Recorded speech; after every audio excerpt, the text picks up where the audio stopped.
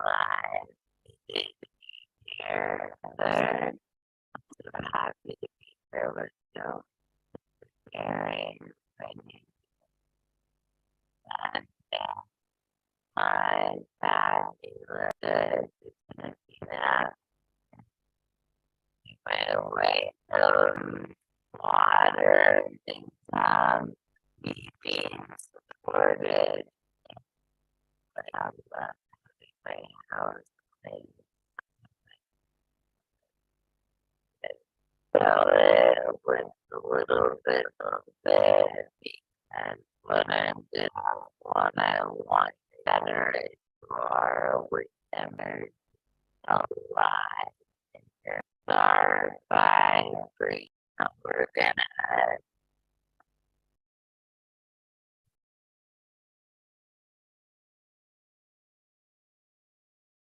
sound good sound good matter.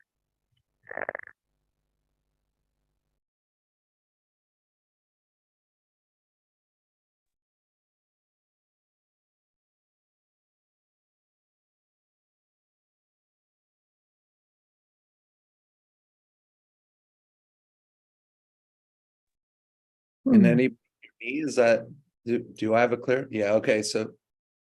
Yeah, Yes. Hear you.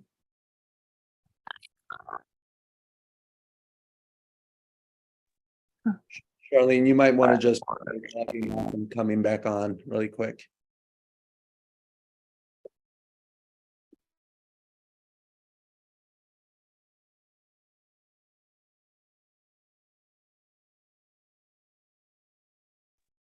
Hi, Nicholas.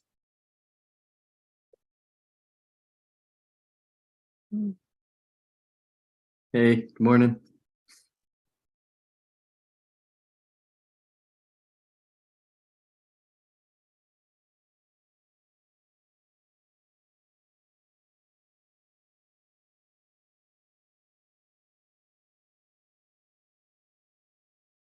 Hey, love day.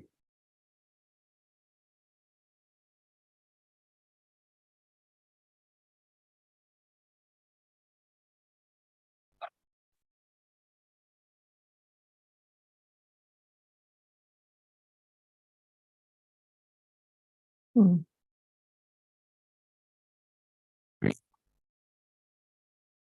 Mm.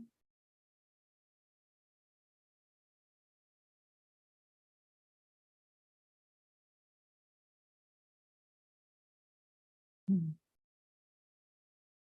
Try restarting the computer.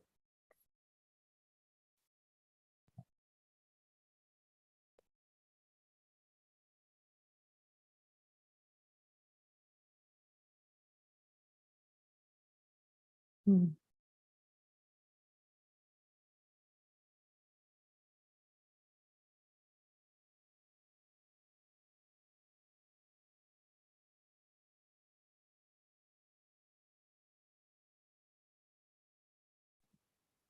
Okay, can you hear me now? Yes. Okay, weird. It's a brand new MacBook. So let me just figure out how to get this. Oh, I love that you're in London. Thanks everyone for your patience. Let me see how I can get I wasn't ready to be on my phone. Let's see if I can just balance it there. That seems good enough. Yeah, or is it better if I go that way?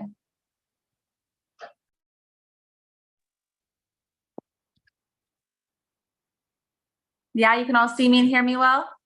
Yep. Okay, sweet. Let me make sure we're getting recorded. Thanks everyone for your patience. I'm so happy to be here with you all. Okay. Okay, welcome everybody to this beautiful Sunday. I'm so happy to spend this moment and time with you, this beautiful opportunity to come together and to really to work on ourselves and to remember the truth of our power. I'm just gonna adjust something quickly. Does anyone know how I pin myself on my phone? Oh no, now I've completely, we're just gonna let it be as it is. I don't ever do Zooms from my from my phone. Ah, now it's stuck in somewhere I don't want it to be. I think I'm in too high of a dimension for my gosh, now I've lost the Zoom altogether. Okay, I think I'm in too high of a dimension for this technology. It's like not I'm in like such a beautiful high vibrational space that I think it's like short circuiting. I assume, but it's gonna work from here on out and we're good. And if you see or hear a little bit of background noise, that's my lovely house cleaner Yolanda, who's just finishing up. And I'm just so grateful to have a house cleaner. I love having my house cleaned. If you don't have a house cleaner, you are definitely missing out. You should have a house cleaner. There's no reason for you to be deep cleaning your house all the time. And it's just another way that life wants to support you, but you have to ask for it and allow for it. So that's Yolanda. Let's go ahead and start by bringing a little bit of energy and life into our bodies, because today we're going to have a really beautiful conversation that I want you to get, and I want to get in, and we can listen much more deeply if we are actually awake and present, have energy in our body. So go ahead and bring your hands into a loose fist, and you're going to start to tap on your belly, your heart, all over your belly. Not too hard, pretty gentle. Just tap, tap, tap all around your ribs, your navel. You can close your eyes and breathe while you do this.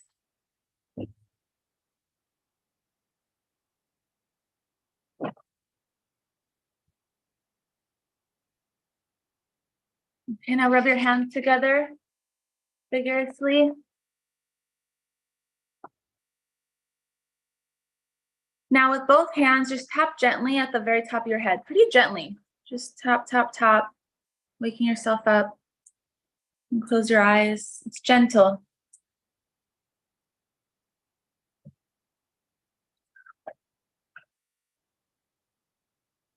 A nice sigh. Now rub your hands again. When you rub your hands, you stimulate, your hands are correlated to every part of your body, right? All of your meridians, your energy comes through all of your fingers. Your fingers correlate to different organs. They also correlate to different planets mystically. So when you rub your hands, you bring energy into your hands so that you can actually feel yourself. And then you're going to tap at the point directly in the middle of your chest between your nipples. Again, pretty gentle, but just tap, tap, tap, waking your body up, and feel that you are purifying, that you're actually like releasing as you do this. It's just a little subtle reset to bring you here into the present. And breathe.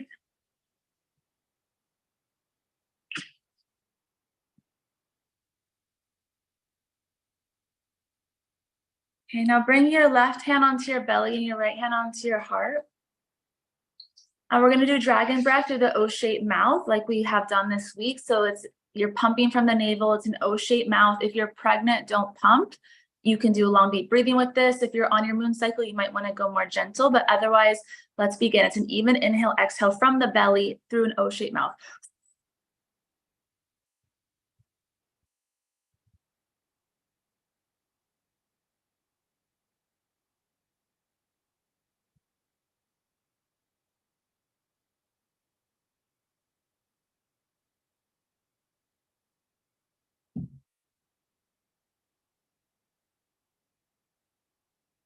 Inhale deeply.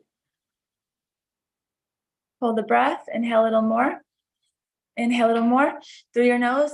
Inflate your chest in the front and the back. Inhale more. Relax your shoulders. Relax the back of your neck. Breath is held in. Pull in your root lock. So pull in your perineum a little bit. Inhale a little more. And a little more. Hold. You can rub your belly a little bit here and even tap your chest with the breath held in. And release and exhale, leaving your hands where they are.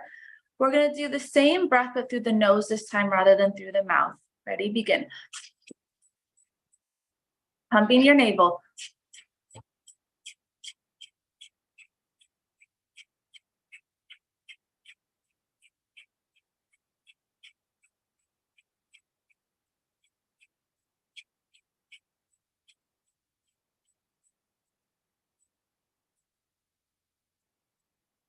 Inhale through your nose. Reach up.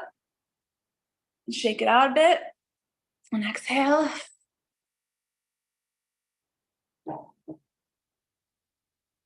Gracias. Buen día.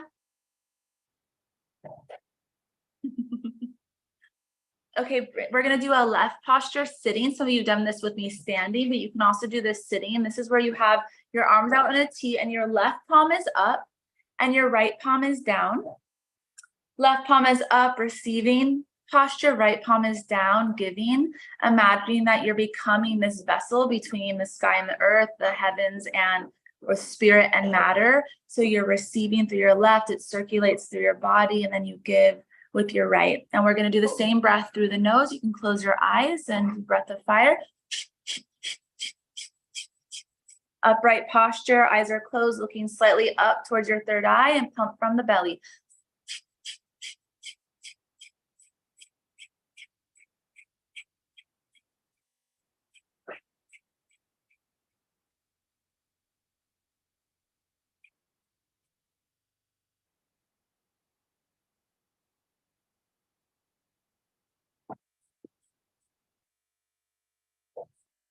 Inhale, raise your arms up to the sky.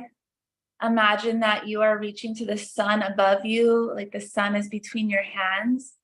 And on the exhale, bring the light of the sun down. As you bring your hands down, purifying your central channel, just feel that you are welcoming light down through your whole body, like a waterfall of light down to your toes. Okay, we're gonna do a grounding practice, and I want you to pay attention to what we're doing because this is a great thing to do daily, especially if you are needing to heal your body, or if you're doing healing type of work or working with people a lot. It's especially important to do this or practices like this. But for anybody, it's something that you can bring into your tool belt to ground yourself, right? So that you can really be here on the earth as a holy being, but here on the earth, rooted and grounded and connected. Because the nature of the way the world is built, it's really easy to not be fully here, to not be fully present, to be distracted, to be like a floating head kind of, or to just be like a body without our spirit fully inhabited, without our light fully inhabited. And so to consciously work with the light and to recognize that you are a vessel and that you are a bridge between the divine and matter is really important. Okay. And to work with the sun is, in general, I can give you a lot of sun practices. If you keep working with me, it's a beautiful thing to really consciously work with the sun each day. And for those of you that are my current clients or were in the frequency program, I recommended to a lot of you to do the Fountain of Youth relaxation meditation. This is an awesome thing to add before you do that Fountain of Youth meditation, if that means anything to you. Okay, so first I'm going to describe it to you, and then we'll do it together a few rounds. Okay, so you're going to bring light down through the left side of your head, and it's going to cross at your heart and then go down the right side of your body to start.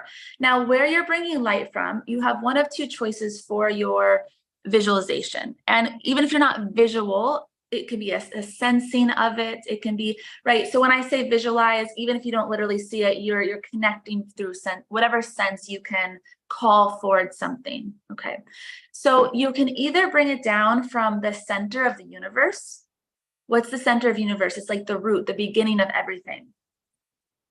But if you don't have a sense or can't really imagine what the center of the universe is, then use the sun. Either is great. Either imagine the sun or imagine the center of the universe. Okay, whatever feels most resonant for you. And you're going to bring that light down through the left side of your head, right? Because you know that the energy in your body crosses. So the left side of your brain actually corresponds to the right side of your body. Did you guys know that? Right side of the brain corresponds to the left. So you're going to bring it down to the left side. It's going to cross at your heart. So you're imagining or you're feeling, you're sensing, however you can work with light, crossing, and then goes down the right side of your body, down into the center of the earth, right? Because it's a grounding practice, center of the earth.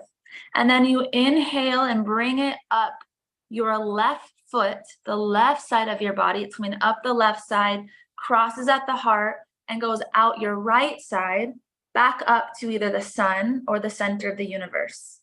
And we're going to do this a few times, and you're actually creating an infinity sign, right? Because it goes up and then you're going to bring it back down and you're creating an infinity sign. Do you see that? Okay, so I'll just say it one more time and then we'll do it a few times.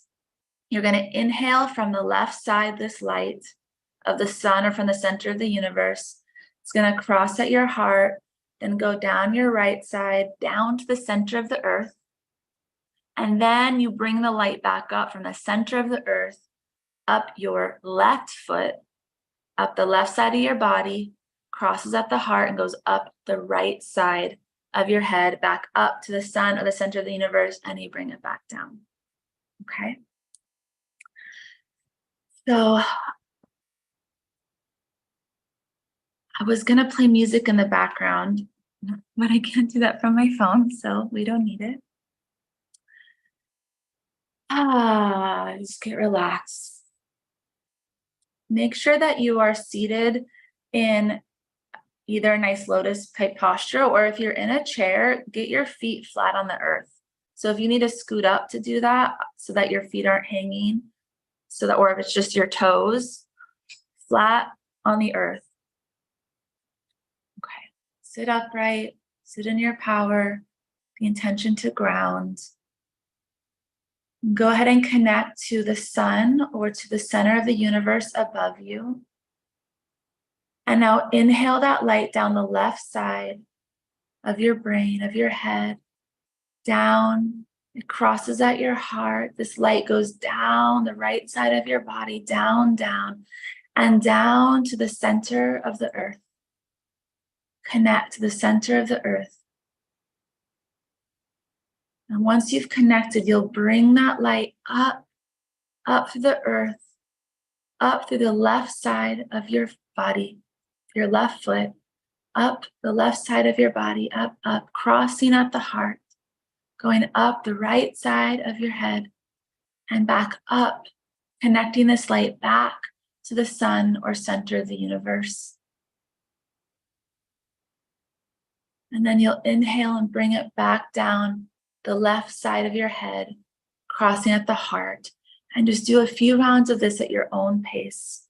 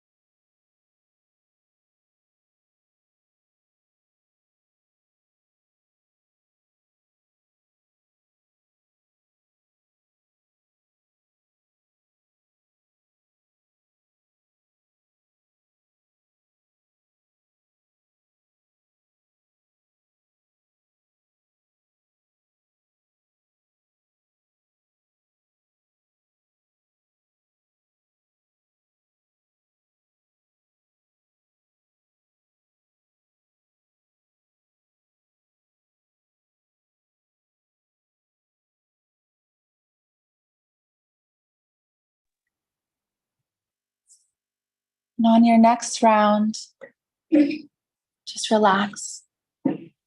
Feel that you're grounded.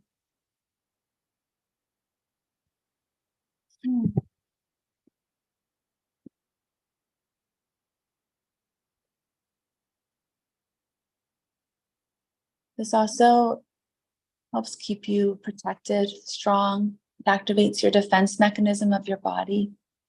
So again, if you need to heal your body for any reason, do this every day. So we are going to talk today. I just want to confirm you guys can hear me. Okay. I got my video on my computer now and my audio on my phone.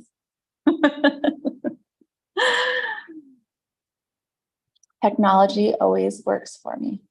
Technology always works great for me. And with that, there's two main principles I want to share today. And the first is about the power of the word. And as you continue to work with me, I will share metaphysical codes about how to really work with the power of the word so that you can speak into existence that which you wish to create. And I'm going to start. Thanks. I'm being seen and heard. That feels so good, Dr. Karen. Thank you. Yay, I am. Yes, I am. And I want to start with the basics of how you're using your word. And just like my house just needed to be cleaned and purified, it's likely that you need to clean up and purify the way that you're using your word. In the beginning was the word. Our word creates. Right? God is in the mind. God is thoughts. And based on how we speak is going to be how we think. And of course, how we think is going to be how we speak. And just as an example, when lovely Dr. Karen said you're being seen and heard, and I acknowledged with, I am, yes, I am. That was me affirming a compliment. It's the next level beyond just saying thank you. Some of us have had to work on just accepting a compliment. But the next octave of that is to say yes, to affirm it. Someone says you look great, say yes, I know I do. I know that's edgy for many of you, but you want to start positively speaking about yourself and affirming the good things about you and reject any negativity that you say or think about yourself. Okay. And so there's a few principles that you want to keep in mind around how you use your language, the words that you say. One is to remove try from your language. Stop saying, let's try this. I'm going to try. I'm trying. My teacher gave an example of even going to a restaurant. Rather than saying, let's try this, he said, let's experience this. Because try is more likely to give you an experience that you don't actually want because you're not affirming that it's going to be a great experience. We've heard it all the time in kind of self-development and motivational type spaces, right? There's no try, there's just do. But really, try is not a very powerful word to use in your language. You want to remove the word never from your language. You want to remove but from your language. You know, in communication courses, you get a really great tip around instead of saying but, say and. Like if you're wanting to add to somebody's thought or give feedback, instead of saying but, which negates something and basically tries to cancel it, to say and. Remove can't from your language. Don't ever say I can't.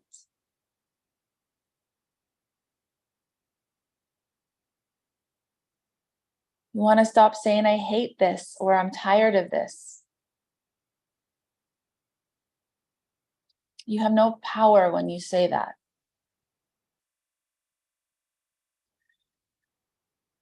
Be mindful, so mindful of what you affirm, what you say. When you get into a traffic light, instead of saying, damn, this is always red for me, start saying it's always green when I get there.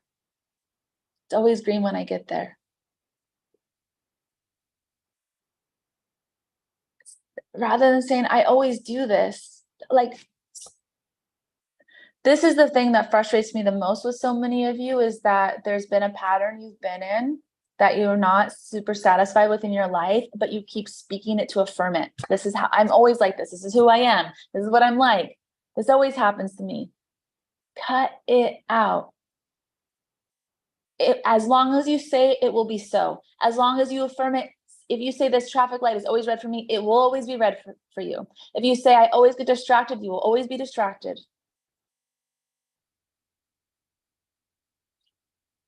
When someone asks you how you are and what feels like the truth is that you're not doing so great, don't say I'm shitty, I'm lousy, I'm tired.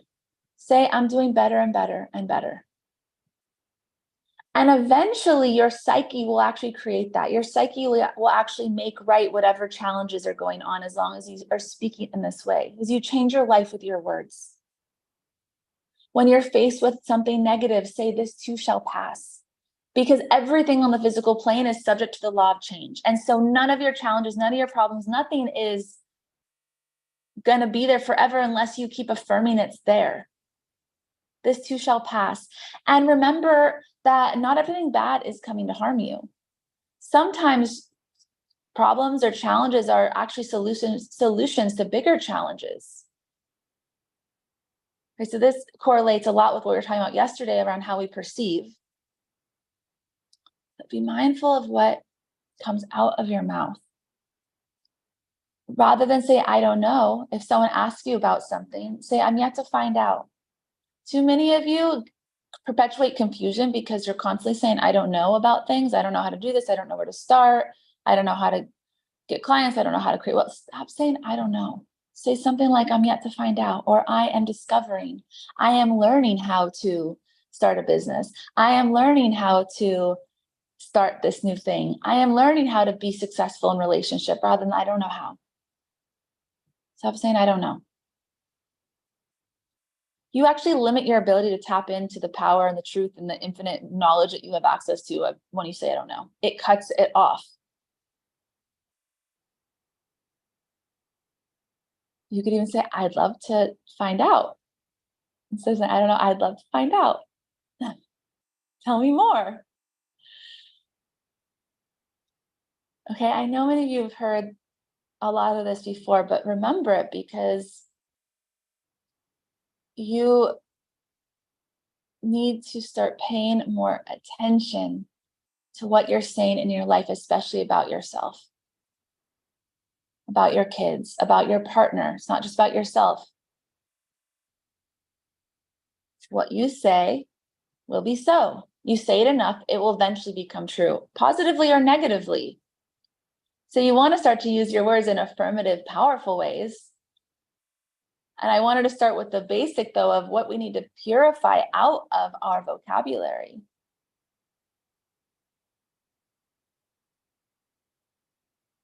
You know, rather than saying this always happens to me, say something like, either affirm what you actually want, right? I just realized with this tech thing that just happened at the start that I have affirmed some challenges around technology. I literally noticed it in real time with you all, of course, because this is the content of today, which is why you heard me say technology always works for me. Because if you caught right before that, I said, I was joking, but I said, I'm at too high of a frequency and start circuiting the technology. Well, if I believe that that is actually possible, then that will keep happening for me to confirm that it's happening. So after I said that, I was like, and so sometimes it seems like what we're saying isn't negative. I was saying that with a smile and joking. However, I do not want that to be my reality. Do you guys see that? You were all here when you experienced that communication I had with myself to you. And I caught it and I said, technology always works for me. Okay. It doesn't matter what evidence you have or what's been true up to this point. Start to say what you actually want.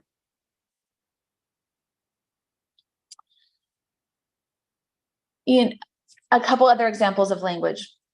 If you want somebody to get something from the store for you, rather than saying, hey, don't forget to get my chocolate, guess what? Most of the time they'll forget it. Instead, say, hey, get me my chocolate. Or hey, remember to get me my chocolate. Rather than don't. Or if you want someone to help you remember something, rather than say, don't let me forget this, say, make sure I remember this. Or remind me about this.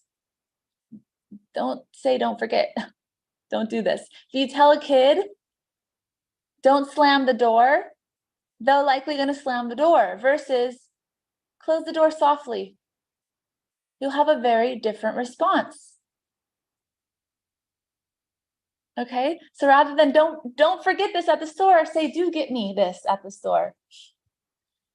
positive, affirmative, generative, creative, rather than the mind doesn't like don'ts and can'ts and tries or lose. I remember my teacher, Dr. Levery, said that if you're wanting to shed weight, do not say, I want to lose weight, because the mind doesn't like losing things.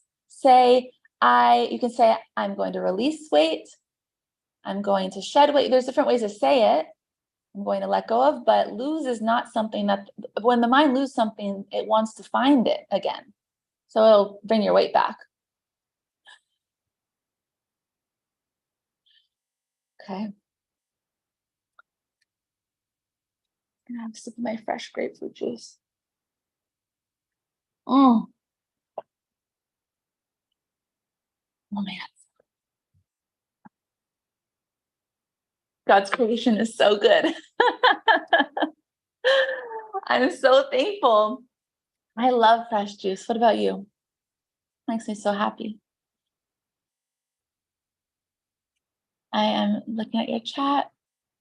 Yeah, should is one you're working on. Yeah, should is a whole other type of way that it triggers things. Should is a little different than the other pieces that I was saying, because these words that I was saying will actually stop you from having what you want. Where should is a bit more of a way that you will force yourself to do something. It's based on comparison usually, or based on what you see other people have, right? So it's kind of a different mechanism, but it is good to to also release should from your vocabulary. You know, I replace things like should or have to with I get to, I'm blessed to, I'm thankful for the opportunity to. Okay. Similar with I can't, like I try not to say I can't do that on Sunday. You know, I will say like what I'm actually doing instead, as an example. Or I'll say Tuesday is better for me. So I even try to practice that when someone's inviting me to something, because the truth is that you can do anything. And so saying I can't, with regards to anything, I can't run, for me for years it was I can't run. I mean, that's what my doctors told me. That's what world-class orthopedic Olympic surgeons told me. I couldn't run, and I had the felt experience. And so I would say I can't run. I can't do weight bearing. I can't do high intensity weight bearing exercises. I can't do this. And that seemed like my reality, but guess what? I bet I kept that true for a lot longer than was needed, because I kept saying I can't. All right. And think about the person that you're now receiving communication from. If you invited somebody to a thing today, let's say, hey, can you come over today? And the person says, I can't today. Versus, hey, can you come over today? Thank you so much for the invitation. Tuesday would be even better. Are you available on Tuesday? Do you feel the just frequency difference? And also now you're not limiting yourself, because even if you have something planned, I mean, you can do anything. You can be anyone. You can have whatever you desire. Okay. So just as a little review, do your best to remove never, but, can't, try, I hate this, or I'm tired of this, or to somebody else, don't do this, or don't forget, like try to remove those. And most simply and most importantly, if there's a pattern that you tend to experience in your life that you do, or you feel like it seems external, as an example, like your technology doesn't work perfectly. I'm just seeing so clearly. It's, I just bought a brand new iPhone and a brand new MacBook. It's like everything should be perfect. And actually I lost my AirPods this last week. And so I just laughing because I couldn't even see until I was in real time with you all about to deliver this. Because a lot of times we don't even see, because it just seems like it's external, or it just seems like how it is. Stop affirming how it is, because reality, remember, if you were here yesterday, we talked about that experience. If the person cut you off, and how you would experience it differently, whether you thought they were just an inconsiderate asshole, or if you thought they were trying to go to the hospital because their kid was about to die. There's no reality. You're creating reality. And so Please stop affirming this is just how I am, like whatever version that you say, or your partner. They'll never do this. Watch it, because they will not. They'll never change their mind. Okay, so be it. Because somebody will show up in front of you based on how you see them and how you hold them. Okay. Don't you know that the way that you relate to someone in your life probably shows up very differently to another person, meaning you and another person might have a completely different story and reality about the same person? If you have a sibling, ask them what they think about your parents when they were kids. I just recently heard from my brother all these things that he thinks that he holds about my dad. Our dad passed 10 years ago. He remembers our dad. To him, our dad made him feel at peace and was a calming presence and all these things. And to me, I was like, what? Like, no one would ever describe Steve Parker as calming or creating peace. You know, literally, like, same man, two different kids, we would write a completely different book. Now, of course, part of that's because of what my brother John and I came in uniquely to work out. And so, of course, our parents would show up differently for each of us. Right, that's one layer of it. But just simply, reality is generated based on our own interpretation, how we're speaking, how we're thinking, not based on something that actually happens. Okay, so if somebody's tech doesn't work, someone else will have one experience, another person's going to have another, you know. Love Day, I'm looking at you because I know you're very guilty of affirming things that don't work for you and saying, this is just how I am. Oh, this again. Oh, me again. Oh, this pattern again. Stop it.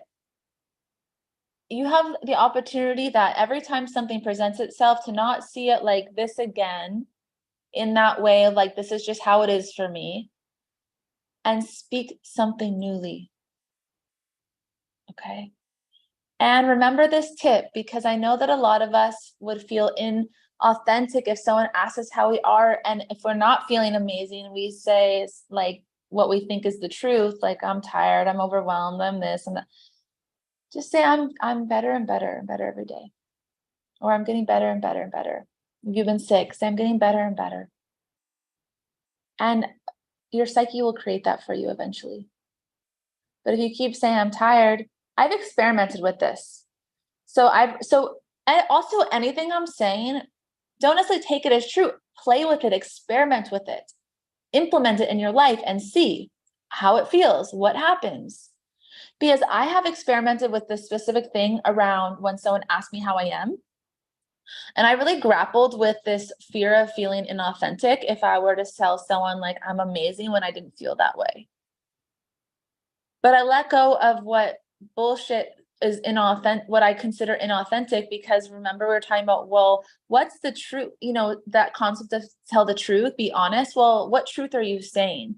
Because if I'm not feeling great, it's likely because I got separate from God. I moved into this space of the ego. So it's not really true. It's a temporary state that if I keep speaking it, it's going to get stronger. So I've run experiments where I've gone out and people ask me how I am at a party or something. And I will say like the response of like, I'm tired or something like that. That seems true. And I get more and more tired and more dull versus I've gone out where I feel tired or I didn't have the best day. And every time somebody asks me, I bring the energy as if it was true that I'm amazing, that I'm doing great, that I had a great day. And all of a sudden, before the end of the night's over, I'm full of energy and I've completely shifted just by speaking it and affirming it. Practice it. See. If I don't get sick, but when I had every so often, I think I've been sick like maybe 3 times maybe 4 times in 10 years. That sounds right, like 4 times in 10 years. But when I did get sick, because I've been in this work a while, I just say even more importantly, when I had another ankle surgery,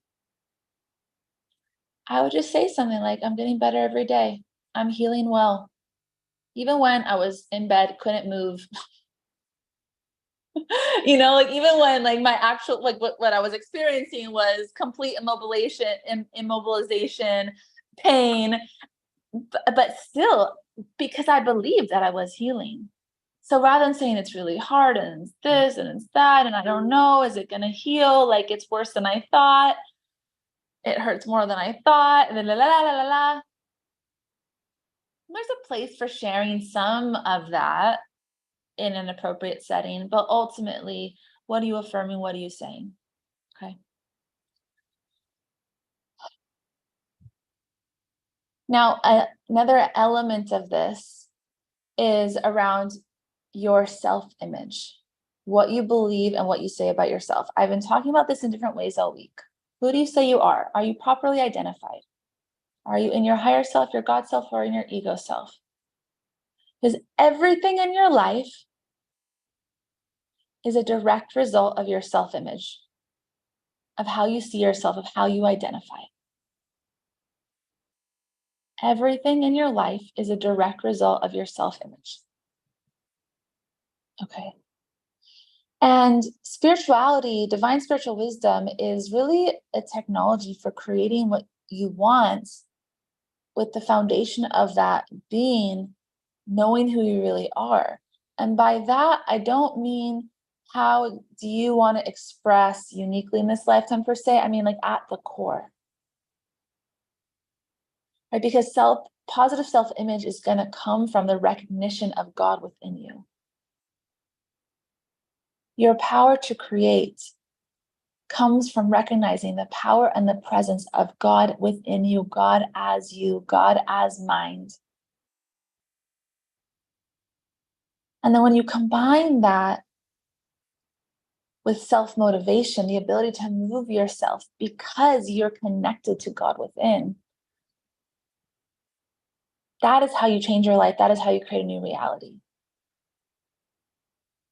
And you need desire, belief, and expectation all to come together. You have to desire to have something, desire for something to change, desire to have more money, desire to have greater health, desire to have love, desire to know yourself as God, with the belief that you can have it, the belief that you can have what you want, you can be who you want to be, you can do what you want to do with who you want to do it with.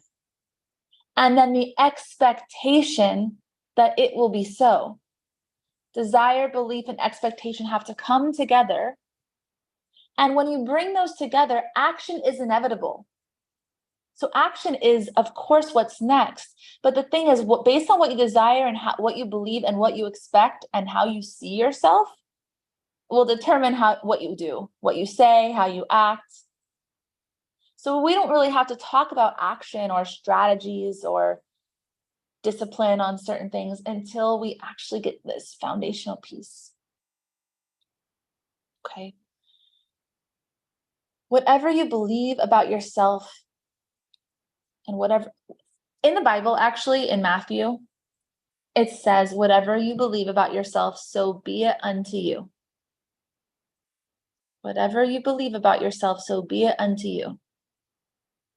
Whatever you say you are, you will become.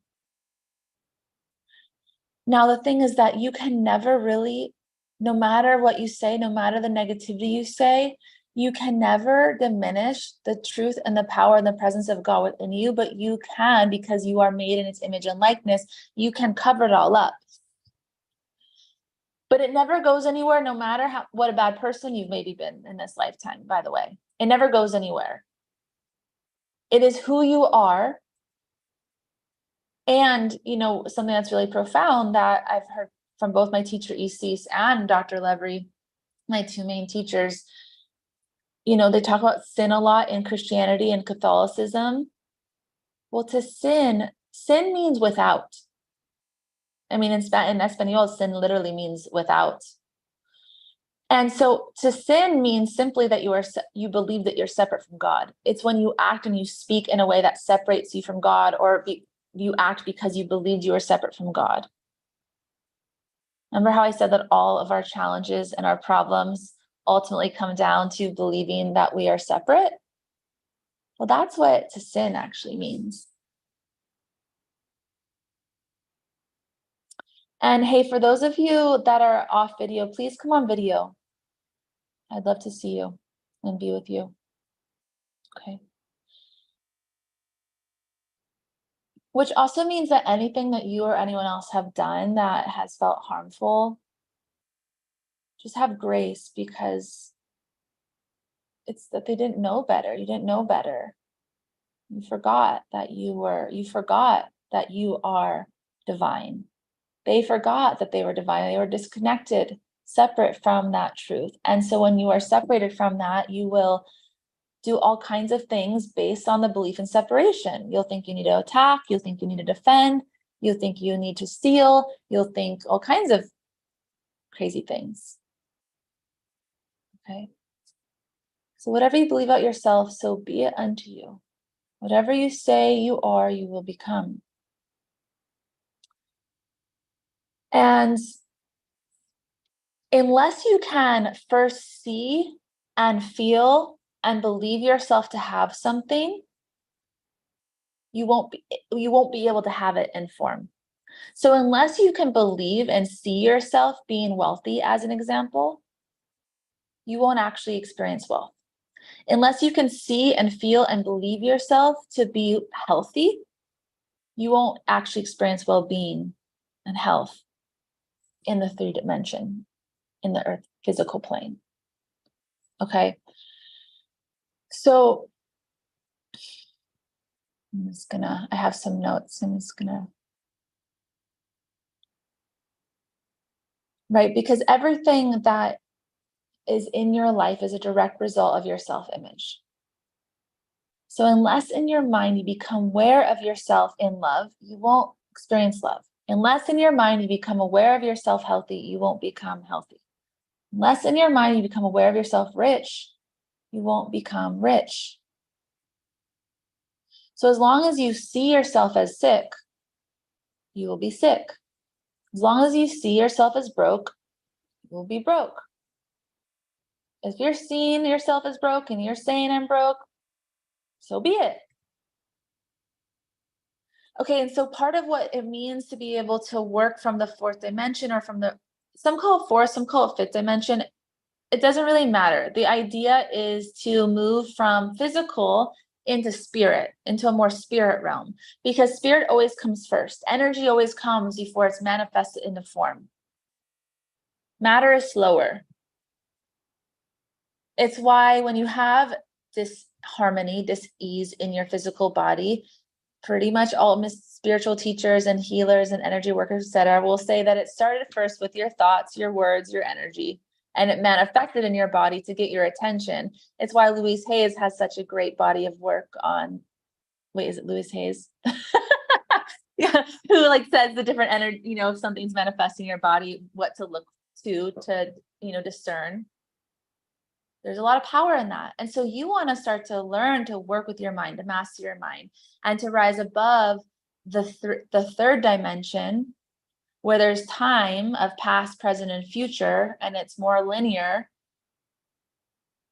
into a less linear space, into a more spirit space, and really work with your mind. Okay.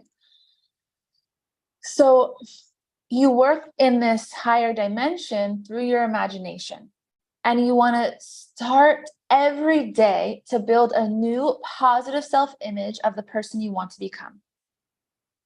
You want to be able to see yourself in your mind. I want you to hear this: being, doing, and having the good that you want. Okay, you use this vision of yourself, this higher dimensional, this spiritual, this 4th dimension version of yourself to see yourself. You use it actually. It's like you create it. And as you create it, it's having, being, and doing the good that you desire, the health you desire, the love you desire, the wealth you desire, so that it can be made manifest here. And so that it will inform your actions of the day, both because you have now desire, belief, and expectation, but also because you have put out your command to the universe, to God, to the elements, so that the actions are then supported and clearer each day because you have direction about what you want.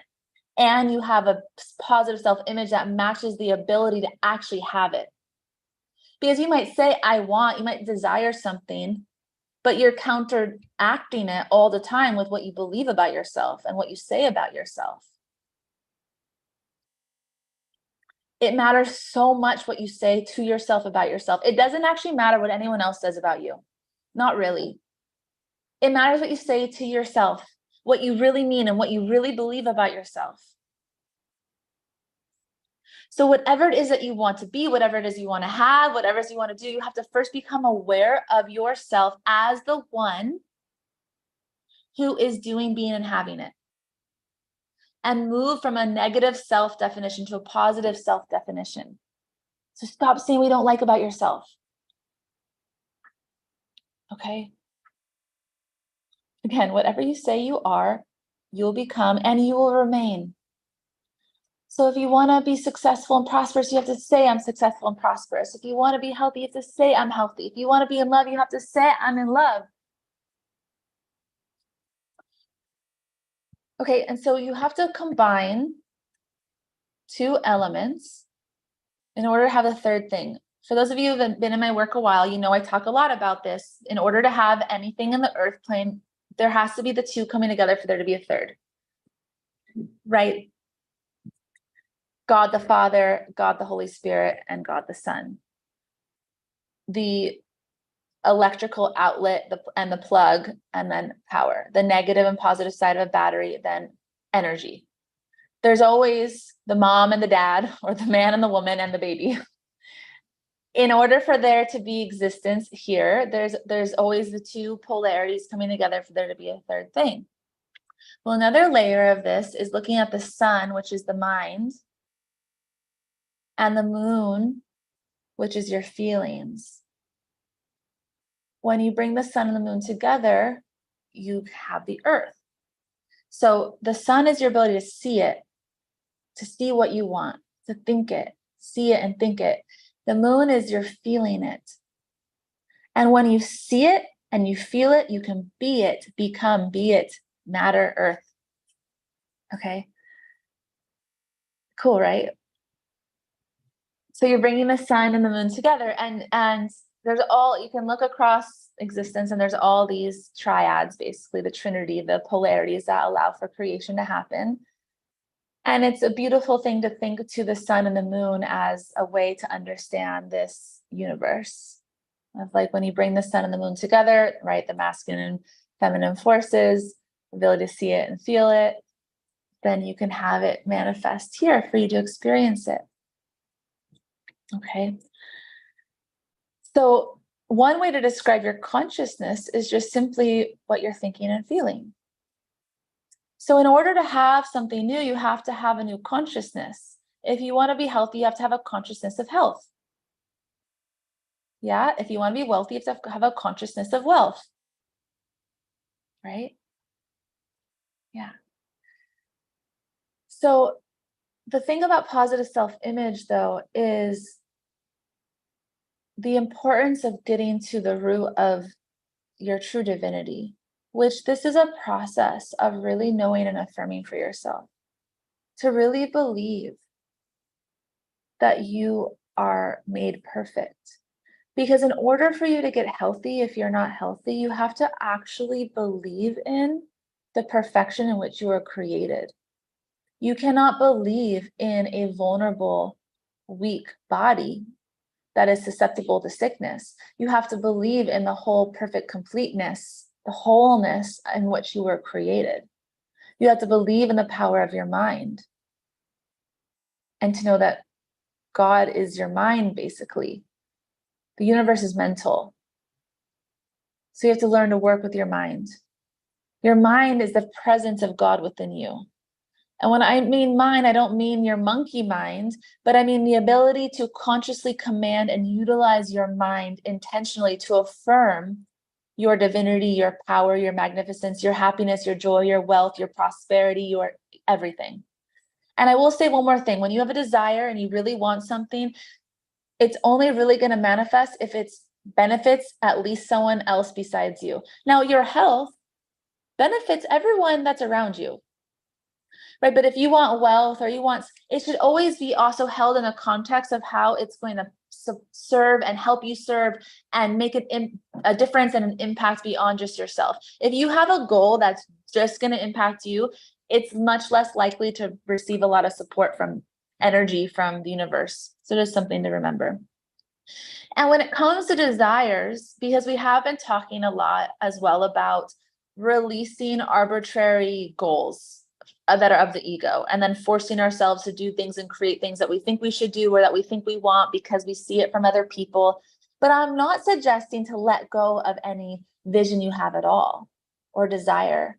But the ultimate vision is not about a specific thing or a specific money. Like the ultimate vision is to know yourself as divine, is to be totally free, is to be totally joyful, is to have absolute freedom around in everywhere in your life, time, money, etc., to know the greatest love. So some of you get all caught up in like, I don't know what I specifically want, or you've been really too specific on a certain goal. It might be, like Benedict, you don't know exactly the next work you're wanting to do, but that vision, that goal, that desire can be for the way you want to feel. Like your strong desire is that you're going to do work that is so meaningful and has a huge impact in the world, and that brings you a lot of joy to do it and energizes you to do it. And you love the people that you work with, and you feel such pure and allyship with the people you work with, and you're lifting each other up and helping each other become the best leaders you can be. And there's a great harmony in your work, and you feel a lot of time spaciousness, and you get paid well for it so that you can actually give more and take care of yourself and then give more as a result. And right. And so even though there's not a specific, it's like you have a vision, at least you should, but then you have to add to that desire the belief that you can actually have it, which is something we worked on a few days ago, because you didn't believe you could actually have all of those things together.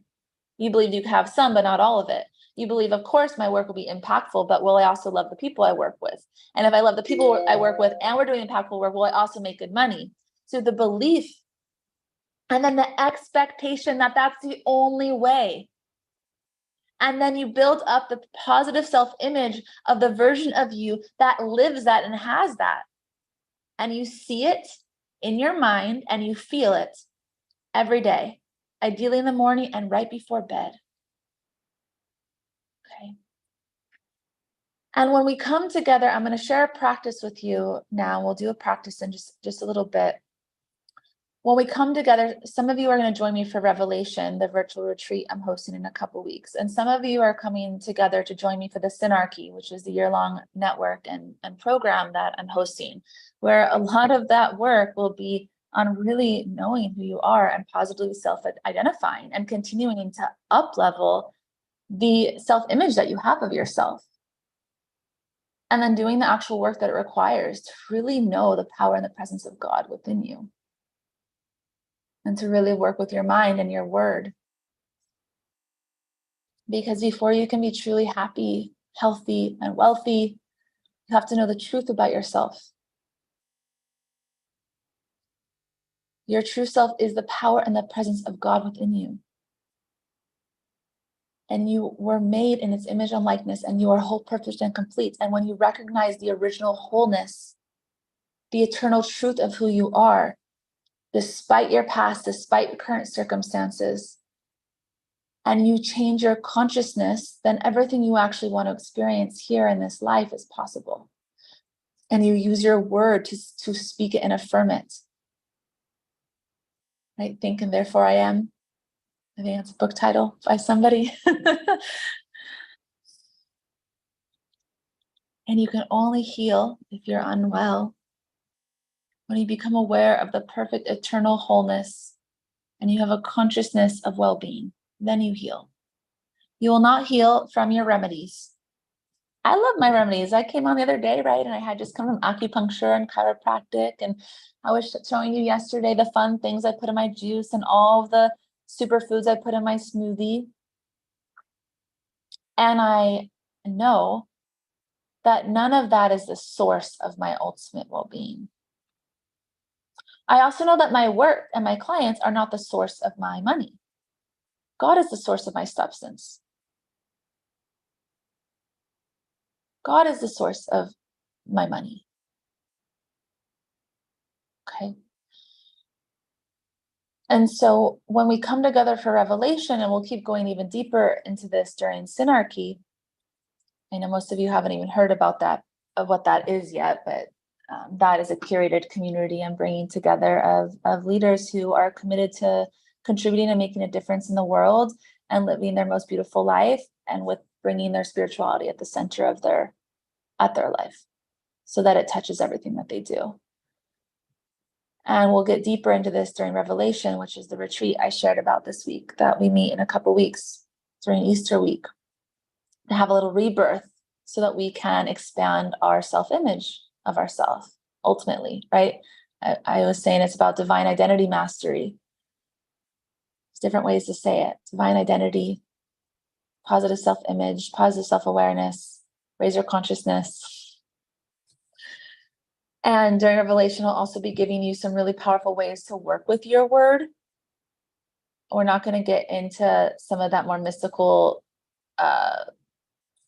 like patterns of how you can use your word in this session today, but we are going to do a practice, because I want you to remember the power of seeing and feeling together of the next version of yourself and what you really want. And you all have heard some version of this so many times, but how often do you really take the time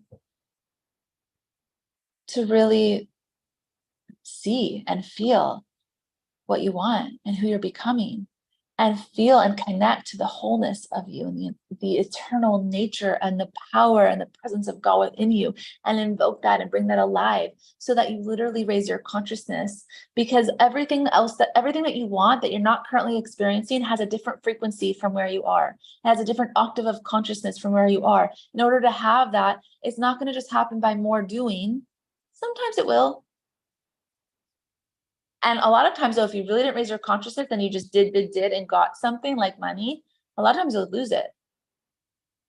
Or a relationship. Like, how many of you have had a bunch of really good things happen, all for it to go away, or for some big challenge to interrupt it? Anyone experienced that? Anyone? I have. It's because my self-image of myself didn't actually expand, and my frequency didn't actually raise to the level of which I could actually hold all that. So I was able to like create it, either because I had elevated myself for a little bit, but then maybe I fell out of the practices I was doing, as an example, which is so silly. It's like all this good stuff starts happening because you're doing all these good things for yourself, and then you stop doing the really good things, and then your life can start to shrink a little again. Just notice, something to just notice. Aw, I'm just seeing the chat. Okay. Love you guys. You're so welcome. Yeah, Karen, in your ankle cast, it's a perfect time to work on yourself. You get to heal yourself. You get to heal yourself.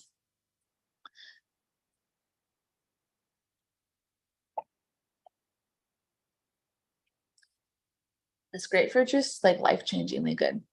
So I'm just getting that essence all over you. If you like grapefruits, these are the things. The grapefruits here on this island are awesome. I'm very thankful. Okay, so we're gonna do a practice of seeing and feeling. This is how you work in a higher dimension. Work with the power of your mind. So what we're going to do in a moment is you're going to project a screen out in front of you. You're going to imagine a screen out in front of you, a little bit above you, like not above you, but like 20 to 30 degrees kind of above your regular eye level. And we're going to close your eyes and we're going to do this. And what something you want to be really mindful of is that you're not seeing the screen on your eyelids. You're imagining it in front of you, as if you had like a TV screen or a movie theater screen out in front of you. Okay. So it's not right here on your eyelids. It's out up front and a little bit up. If you look at yogis in pictures, a lot of times if they're in samadhi or something like that, you'll notice their eyes are rolled up. There's a reason that people often suggest that when you close your eyes in meditation to like turn your eyes up. So you're gonna be projecting the screen a little above you and a little out in front of you. Okay. And you are going to put on this screen what it is you want. Imagine what you want. See yourself healthy, well, see yourself in love, see yourself in the home you want, see whatever you can, whatever you know you want. And if you don't know what you want, that's a whole nother class that we'll need to work on, you know, and if you are going to join Revelation and you feel like you don't know what you want, let me know ahead of time so that I can give you some work to do in the pre-work time to connect to what you want, because the likelihood is that you do know a lot of what you want. You just haven't been letting yourself actually believe it. Like you haven't been letting yourself, because your self-image of yourself is so small, you feel like you can't have it, so you don't even want to dream. Or you get so stuck in specifics that you tell yourself you don't know what you want. Stop saying I don't know. Just like Benedict came and said, I don't know what I want, I'm so confused. But it's like, actually, when we started talking, she knows so much of what she actually wants. She just doesn't have a specific, like, it's exactly this industry and it looks exactly this way. But there's so much clarity, right? And there often is a lot more clarity. And for those of you, some of us just, we can see it, we know. And some of you get all caught up in thinking you're confused. Okay, so that screen is projected out in front. And you're going to bring your hands into golden triangle. This is where your thumb, your pointer finger, and your middle finger are together. These fingers, interestingly, represent the Father, the Son, and the Holy Spirit. So bringing those three together. It's a very powerful mudra. You can also use this, Karen, you can use this for healing. You can also use silver triangle, which is where the pinky, thumb, and ring finger come together. This one is, this is great for healing. You can put it over your ankle, but either one, this one is more directive. This one is about, you're like directing the power of this helps you command energy. Okay. Something I've been practicing lately is that when someone tells me their name, I also learned this from Dr. Levery. When someone tells me their name, to help me remember it, I put my hands are just down, you know, maybe I hug them or handshake them, but then I put my hands in golden triangle and I say their name back to them out loud. And I'm noticing it's helping me remember. So hands are in golden triangle. You'll just have your hands relaxed on your lap. Okay. And I'm going to put some music in the background that will help your brain go into alpha brainwave state. It's just an instrumental that's designed to attune, to slow down the brain frequency from beta to alpha. Alpha is for programming and creating. Theta is great for healing. You can also use it for programming, but theta is really great for healing. So a bit of a even slower brainwave before delta. Okay, so the sound wave will help you get into alpha, where you're going to be able to program and project. And what I encourage you to do as we start to do this is first in whatever access you currently have to your highest consciousness recognition of who you really are, start by affirming that with your words. Speak divine words. For some of you, this is really new and you're like, this crazy lady is telling me that God resides within me. I hate God.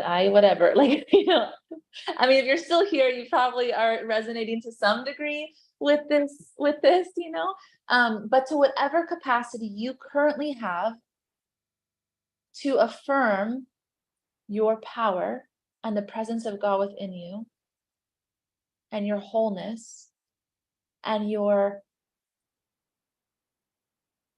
perfection. Okay. Whatever you can genuinely speak and affirm and use your words, say it out loud. Start there.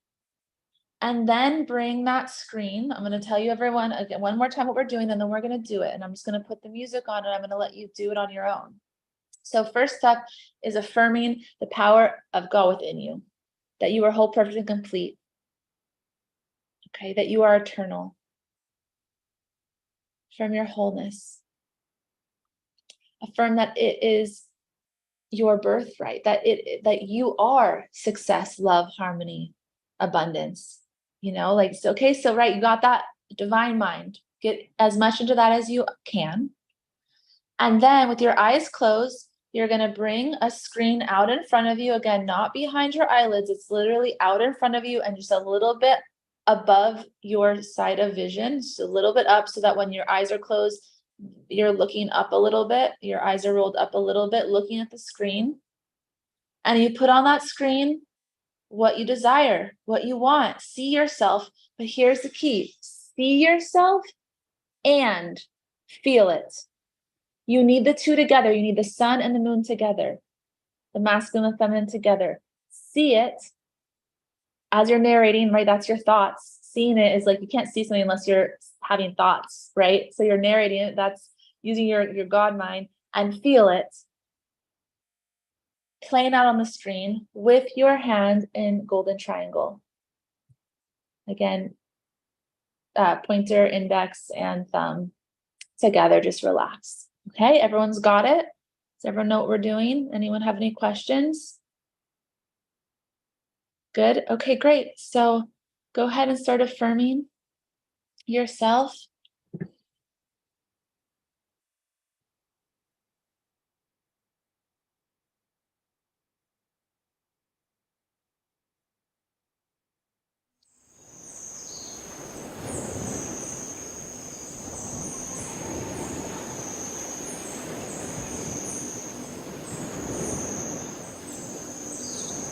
I am.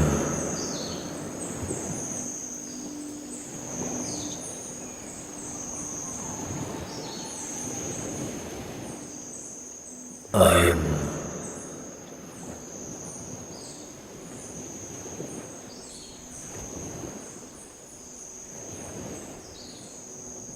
I am.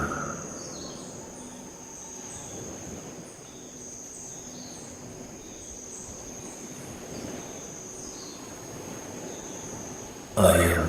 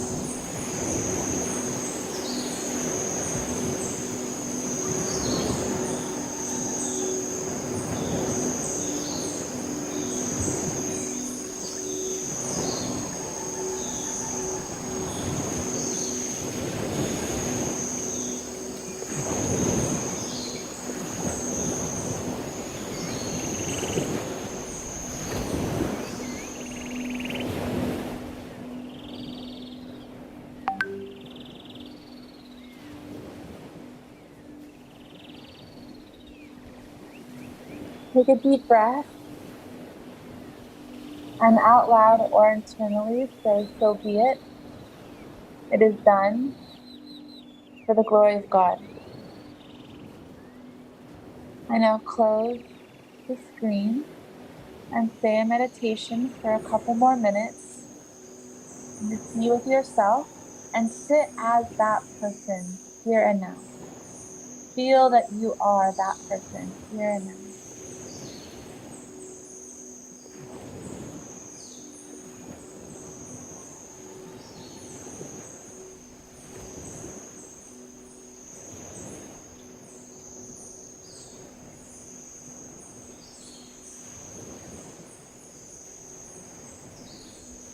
With a little smile on your face of recognition.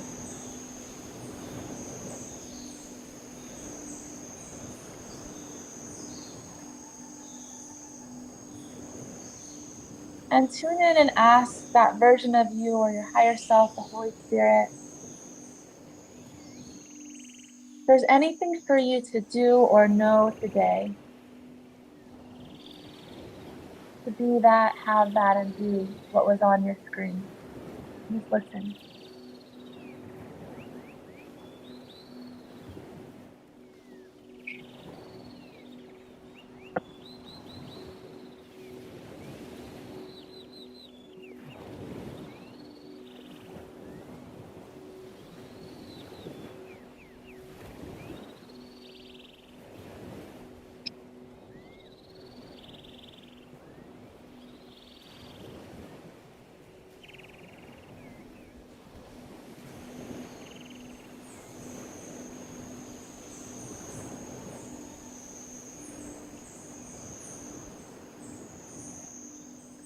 Now reach your arms up to the sky, open up in a receiving gesture and posture with a smile on your face, and look up and just declare in your own way, yes, like I fully yes to this. I desire this.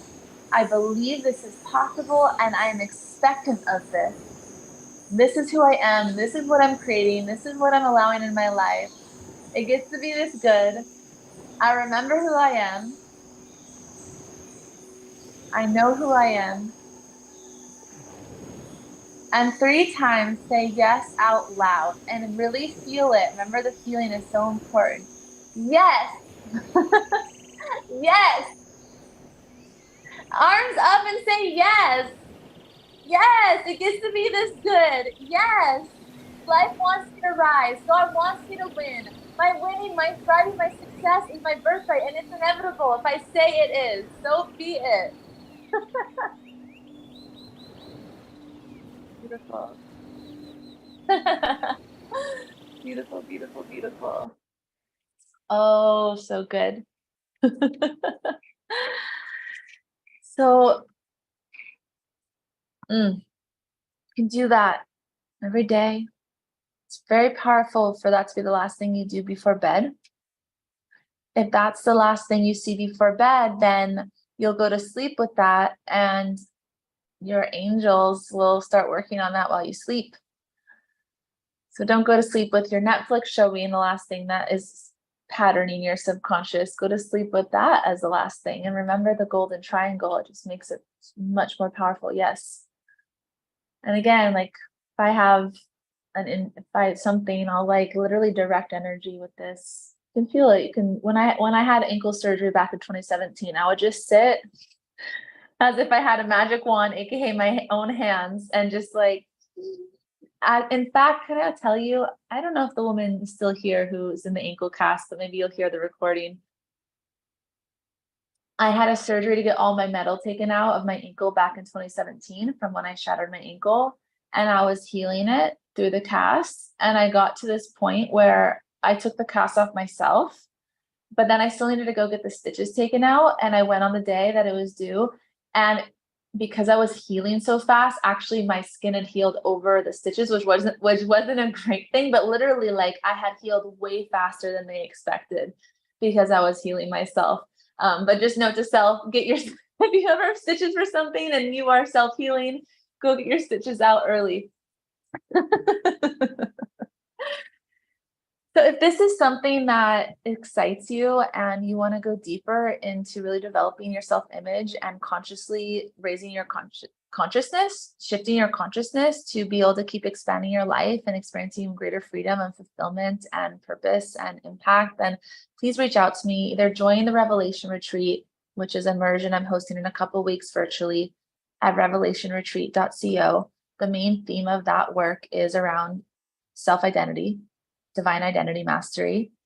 Okay. And it'll be a great reset. So we're going to do a lot of practice over those few days so that you don't feel like tired from being on the computer. I will teach you and I'll teach you new techniques, but also you're going to be in a process of redesigning and reinventing your life by actually shifting your consciousness and raising up an octave so that you literally feel different and are different, leaving that space. And whether it's that or you want to go deeper, I offer one-to-one coaching. And I also have my year-long program Network coming up. It's the launch, the beginning, let's call it the founders of the Synarchy are going to come together. The Synarchy is a community that I have been dreaming up for years now, and it's finally here. And it's the place where us leaders who are committed to doing big, beautiful things in the world and really care about the world and living an impactful life of contribution, who also want to live the most extraordinary experiences and love music and play and retreats and beautiful things and having fun and who love all that, but and also know that the only way to be truly happy, thriving, healthy, at peace, to have wealth, to have it all is to center our spiritual life. And that becomes the center and core focus of our personal development and our leadership development.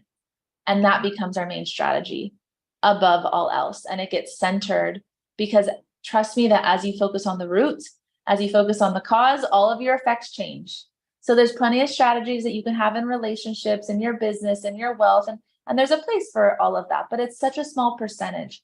And when you learn a strategy of some type, and it's based on this foundation of your proper identification and freeing yourself of the patterns that keep playing out from your childhood, then whatever strategy you implement to multiply your money or deepen your relationship or get a healthy body or compete in a triathlon, it's all way more fun. It's a lot easier and it's a lot more successful because we all know that you can have the perfect strategy and still fuck it all up. If you don't believe it'll work or number of things will get in the way. I've had plenty of strategies and business ideas that have not worked, not because they weren't great ideas, not because I didn't have a great strategy, but because I didn't believe it was going to work, or a number of things that got in the way, and we all have that. And so I really am a stand for us all being truly free. So reach out to me. You all have my email. I'm going to put once more, I know most of you have seen this invitation this week, the Revelation Retreat invitation, which is a virtual immersion for men and women that I'm hosting next week during Easter week, revelationretreat.co. It's for men and women. And this is the last day of Soul Keys of our week. All of the replays are up as streams in the Facebook group if you missed any and want to go back to any of them. For those of you that were in the little upgraded container, I will be sending you Zoom recordings this week so that they're a little bit easier to access and you can download them if you would like to re-listen later. One of my favorites was with Dr. Rao. If you missed that, I love him. He's saying the same thing I say, but in a different way. I love my conversation with my sister Mia about the earth. There's a lot of great conversations, and I taught every day this week. And so if you missed anything and you want to just hear me speak more and you find me inspiring and it helps you return to peace, because we all need teachers and people around us that just get us out of our shit and return our mind back to the truth. And sometimes listening to somebody remind us is the best thing you could possibly do, because that's what I do that. I re-listen to my teacher's teachings over and over again, and they go deeper and I hear something new. And sometimes it's exactly what I need in that moment. So don't think you hear it once and that's it. I wish that was the case. I mean, maybe, but we're on a lifelong journey, and it's twisty and it's turny and it's curvy and it's bumpy and it's beautiful and it's magnificent and it's confronting and it's challenging and it's full of all kinds of everything. But I can promise you that it gets more and more fun. I know a lot of you already know that to be true and are experiencing that. Sometimes the challenges seem bigger at the next level, but you are capacitated to navigate whatever is bigger because your soul's now ready to bust through that thing so that you can get to your next level. You know, just like in a game, sometimes each level feels harder because, I mean, that's the fun of it. It can be fun that it gets harder because you get better. So you can play at a harder level. And I'm not saying I believe in life needs to be hard, but just because something seems hard or challenging doesn't inherently mean that anything is wrong. It's just your opportunity to grow and become better at playing the game of life. Okay.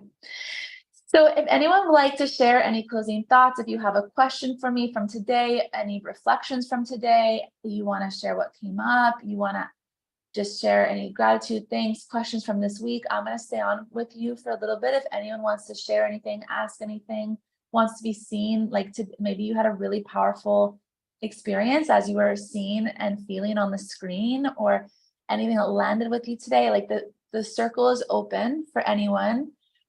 And I love in all these comments. Oh, I love that, Nico. You're teaching me so much about expression. I am reanimating my avatar. That's so beautiful. I love the way that you said animating too. In my meditation this week, one of the things I heard around, like when I was asking, what would you have me do? Where would you have me go? What would you have me say into who? I just heard like become the peaceful, loving, celebratory, clear channel to allow God to animate you. Like the word animate specifically came out. It's like, what if I become the available space so that the fullness of my expression of how God wants to express through me, or you're calling it avatar, can be present and here. And I don't have to do anything. I just have to become available and allow for it to animate me. So I just love that quality of animation. So beautiful. You're so welcome, Corey. I'm so glad you had a great week. Reagan, my pleasure. I love having you here. It's nice to meet you. You're new in my world, so really nice to meet you, Reagan. Put in the chat where you came from. Do you know how we met, or if one of the guests invited you this week?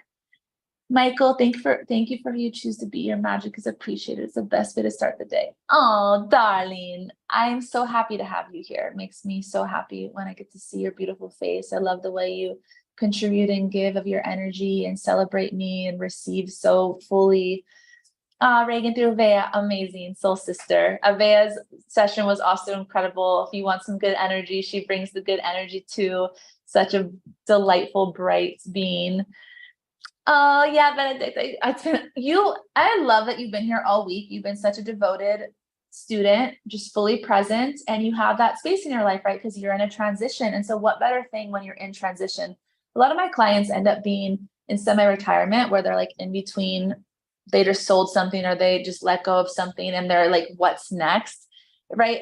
And so you're kind of in that similar place. It's like you've had a full career, but you're on a sabbatical bit and you're in that like, what's next? And so I love working with people who actually have the time and willingness to learn, to invest in themselves, to grow, so that what comes next is way more resonant and aligned. When someone is so busy, I'm not saying don't join my work, my world, don't learn, don't grow when you're so busy. In fact, when we're so busy, we need it more than ever. And you're like, life is very full. And so you're going to do shorter meditations, or you're going to do less study, or whatever it is. And so it's so nice when you actually do have the spaciousness. There's no more valuable way to spend your time than raising your consciousness, such that what gets to be created in this next chapter is of an elevated consciousness. So you don't just recreate more of the same thing, right? So I've loved having you here. You're absolutely amazing. And this was a smaller group. This event, this was a much smaller group than I've done in these past types of events I've done like this. And I have to say, it was so nice to have you here every day, Benedict, and love day you most of the time too. Like to have your steadiness and your, if there's no one here, I'll still teach, I'll still do it, but it's way more fun when there's actually humans to be here with, because I'm much more of a like, I want to hold you and touch you and be in retreat and be in live space with you. I'm still fully arriving to the reality of virtual space and making it work for me and having it feel good for me, because I used to only teach in person. And so thank you for being here for yourself, but for me, both of you, Love Day and Benedict, you were really here often. And Nico, I've been loving feeling you tune in regularly, and just all of you beautiful souls. Anyone want to say anything? All is welcome. We can also just end. Nicholas.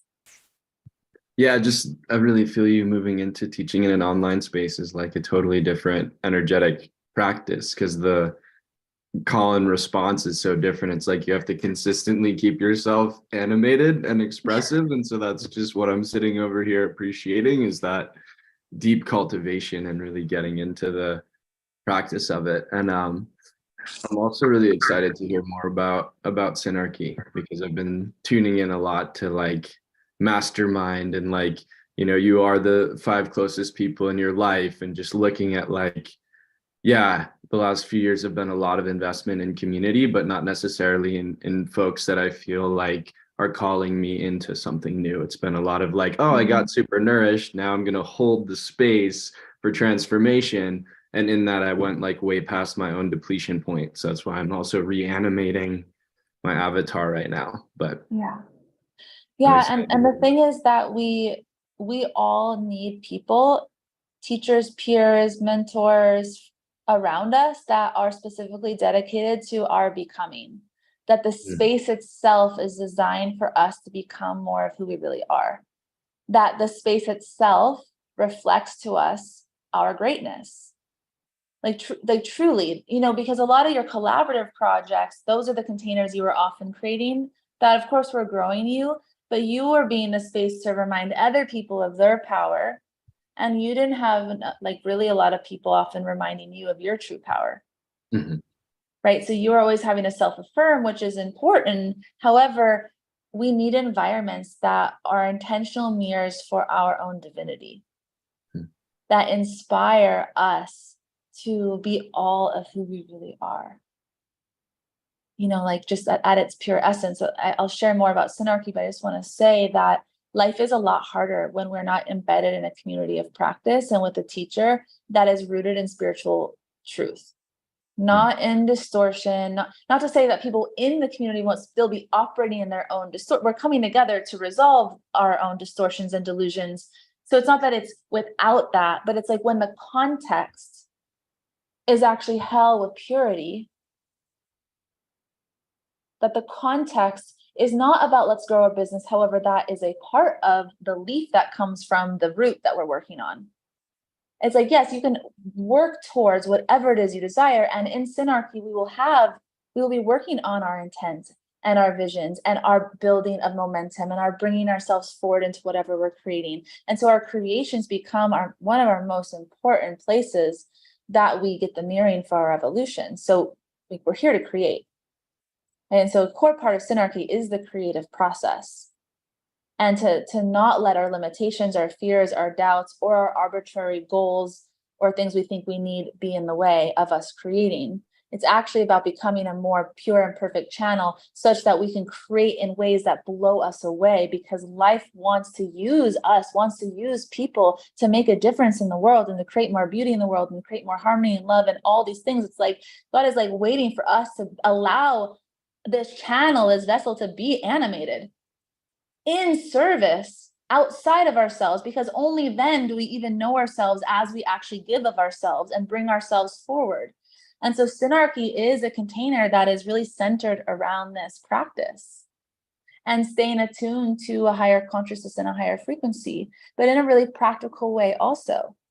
Like in a grounded, I am holy and human, I am divine here, using this vehicle called a body to bring forth divinity into form. So it's not that we go sit and meditate on a mountain. No, we get engaged with life. And we use our relationships and our creations and whatever shows up in front of us as our opportunity for deeper remembrance. And so part of Synarchy is about learning the right lessons, meaning like what I know a lot of our conversations when we were together in Canada, I was helping you see like, what are you really seeing this? Are you really seeing how you created this, how you're the source of this, what the actual learning and opportunity is? And so that will be one of the reflections that we'll hold together, is to support each other to see differently if we need to shift our perception about a situation, about someone else, or most importantly, about ourselves. Because we often don't even see how we limit ourselves or affirm something that is a limited version of ourselves, or affirm something like, I short circuit technology. No, technology always works for me when I need it. period. So we'll be playing, and in Synarchy, I'll be bringing in some of my master teachers and some of my peers, but some of the people that I learned from, to come and do a master class once a month or once every other month. And then we'll have integration around that and practice. It'll be an active practice. So it's for people who are committed to awakening, who actually are excited about self-realization and awakening and becoming a clear, perfect channel and vessel for God. And doing that by being in the world, creating, bringing ourselves forward, knowing that the avatar, the way that the avatar gets animated is by expressing it in each moment. There is nothing until you bring something to it. A relationship doesn't have love in it. You bring love to the relationship. Your work does not have wealth in it. You bring a consciousness of wealth to it, and then wealth can be manifest. My work is not inherently joyful. I bring joy to it. Right? So it's like, what am I bringing forth? Who am I being? What am I choosing? So it's around bringing more consciousness to that. And we'll learn from each other if there's particular strategies of what's having one of us be more successful in our investments or in our businesses or in our relationships. We'll have that mastermind type of environment to also just talk about what's real and working on a really practical, but all rooted in like remembering the truth of who you are. And then expressing the fullness of that and having more fun in life. And, one of the mantras that is like one of the things that my teacher Isis brought to me that she lives by. And so it is literally her reality. And I've been working on this becoming my true reality, is that everything I do is easy, fun, and successful. What a consciousness shift from everything is hard, or I fail a lot, or nothing ever quite works out, or some version, like you and I have some similar stuff in that. It's like everything I do is easy, fun, and successful. So we'll be creating a new spiritual philosophy, not creating a new, but we will be, in conversation and exploration around spiritual philosophy and worldview and cosmology that actually empowers us. And in the practice of embodying that and bringing more grace into our lives. And less force and control and more allowing. And no, I'll leave it at that for now. But I'd love to have you in the Synarchy, Nico. Yay. I love the sound of all of that. I also want to get deeper into the where the shared practice is, because part of my going dormant phase was like rooting so deep into a cosmology and into a vision. And so for me, it's so much more about like the expressive, connective, animative side of it. Well, that's your life, honey. Yeah. I mean, we can talk more about the structure of it, but that's your life. Your life is the playground. Your life is the initiator. And then the container is the place that you bring back and harvest learnings and reflect and refine and see differently and look, and we will do actual practice. However, your life is the place that you embody it. Your work is the place you bring it forth and live it and experience it and practice it. And right.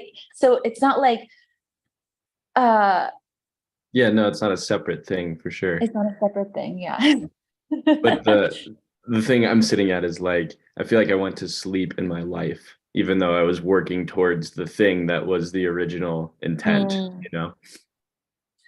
Yeah, it's a beautiful awareness. And, a big part of what I stand for, that I practice in my own life and that I bring to all of my clients and into my containers, is around being fully alive, fully engaged,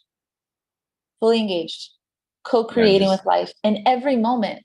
Again, right. The practice of how to do that in every moment is like, and bringing yourself forth. It's like, sometimes we think peace is just a non-doing state or a passive state. And then if we start to do or create, then peace is lost. But actually you get to bring a peaceful state into your creation, into your doingness, into your generating of yourself. Mm-hmm. If I wake up in a certain way, I don't just say that's okay, I'm just going to be like that. I wake up a certain way, with the thought I'm tired, and that feels really real sometimes. and that feels lethargic, or that feels like I just want to sit and do nothing.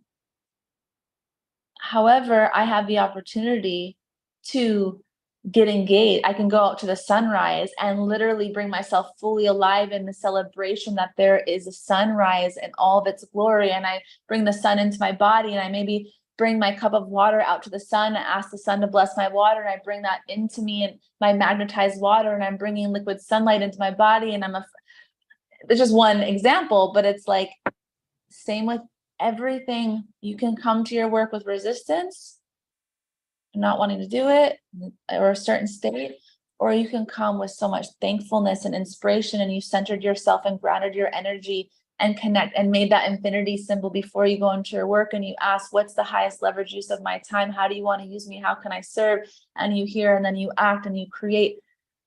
It's a moment to moment listening and moving, self-motivated, because though you recognize the divine presence within you, not motivated from ego because you're moving from scarcity or lack or not enoughness or something's missing or I need to do this, otherwise I won't have this, or but the self-motivation that comes from, I'm here to create. How can I be used, and how can I animate? How can I be a source and an instrument of peace today? How can I actually bring more peace, joy, and love into the world today by first and foremost being it?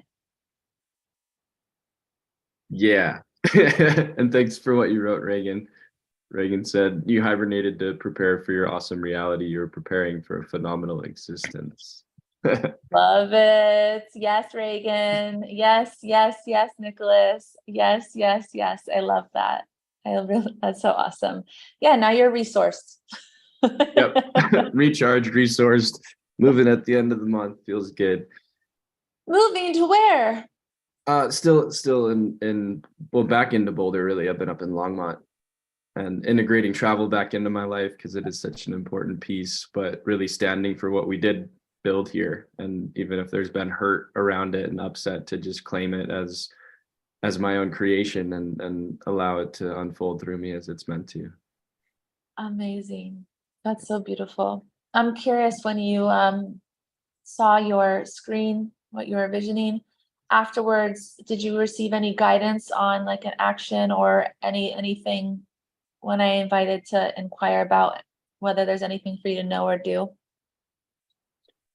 Yeah, I mean, it's really just about this reanimation piece. Like I can feel the density. It's like on my chest. And so I'm definitely leaning into that, even just in this container of like, just like move it and let it out instead of like, Yeah,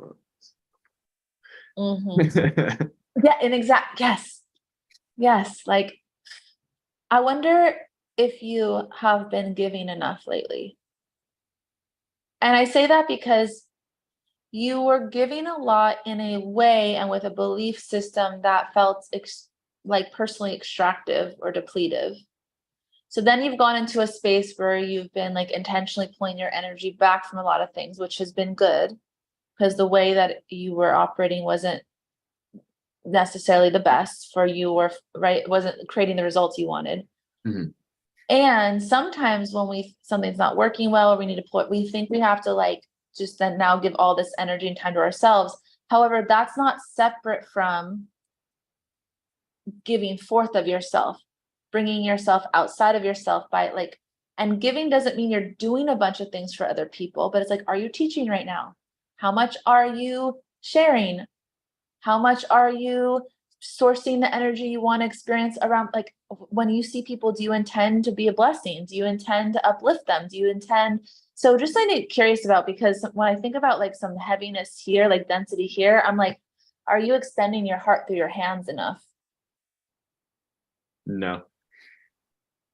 Yeah. I feel like you pulled back, but actually like that's good to an extent. Cultivate your self-care, but also recognize that you are created in what you're giving. And don't confuse giving with having to do a lot of stuff for people, like do everything, right? but it's like you're teaching in every interaction you have with people. And I don't mean teaching just like in the way I am right now, or in the way I know you also do sometimes in the right containers, but you're teaching through your beingness. Mhm. So are you consciously aware of who you're being when you're engaging with people? Mhm. Yeah, that was a big part of what came through at the end of that meditation too. Was just like, yeah, embodying the state of like powerful presence and spaciousness.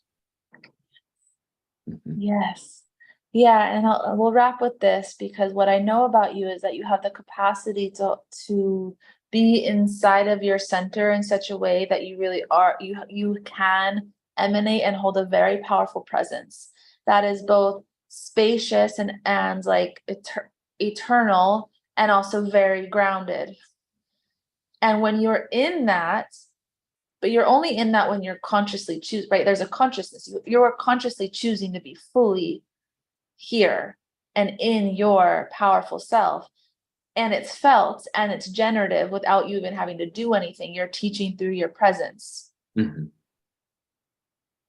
But it feels very different when you are in your density, or you are just not choosing it, whatever else you're choosing.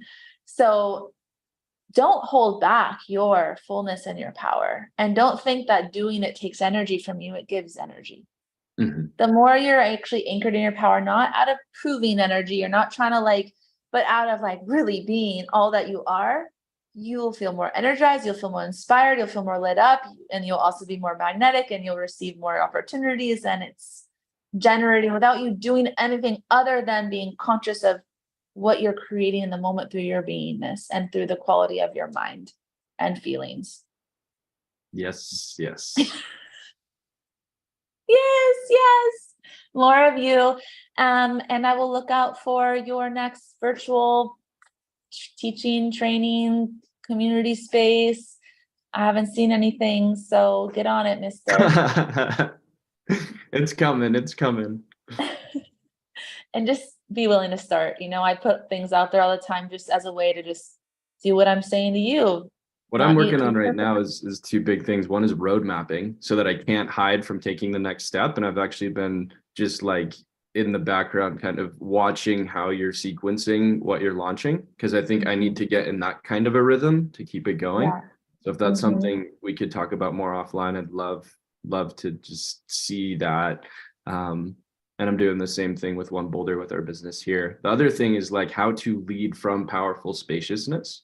So it's like if I'm occupying the seat of CEO, to not go into the story of now I have to do all the things, but more like getting my people to dock their possibilities into my being, and then I ground it, and then we go. But that's also another function of leadership, is allowing the generative aspect, the possibilities, to actually be brought to me, as opposed to like if I'm leading now I have to do it. And it's both. Obviously it's not like I'm not going to not do stuff, but Mhm. it's yeah, understanding how that just powerful spaciousness I hold and my personal expression comes Mhm. forward, because I often am just Mhm. like I'm doing the powerful spacious thing, so now I'm a little bit back here versus like being in Yeah. it. Yeah, they're not separate. No, It's they're felt separate to before, but harmonious. Yeah, they're exactly. harmonious and integrated. Just like action and peace are not separate. You weren't on a call earlier this week, but it was kind of acknowledged that it seems like a lot of people feel like they're in a peaceful state when they're in a non-doing space. But then when it's like, now I'm going to do something for my business, it feels like Gritty. like Yeah. I lose my peace. But it's like, what happens actually if peace can be peace in movement, in motion, in action? Yes, totally. So That's what, we yeah. can talk more, but also one thing I'll just say is, don't get caught up in the speed of something to where you get so off track, which is what's happened, I think, in the past, where you start going so fast that you get a degree or so out of center. And then, if it stays too long, it goes that way. Whereas if every day you're committed to, you're in your own practice, and in like Synarchy as an example is a space to support that, you are reflecting on your leadership that day, how you showed up, what impact you had on people, what you created that day through your beingness. You were like listening to spirit every day, no matter what, and staying attuned to that and to the commitment.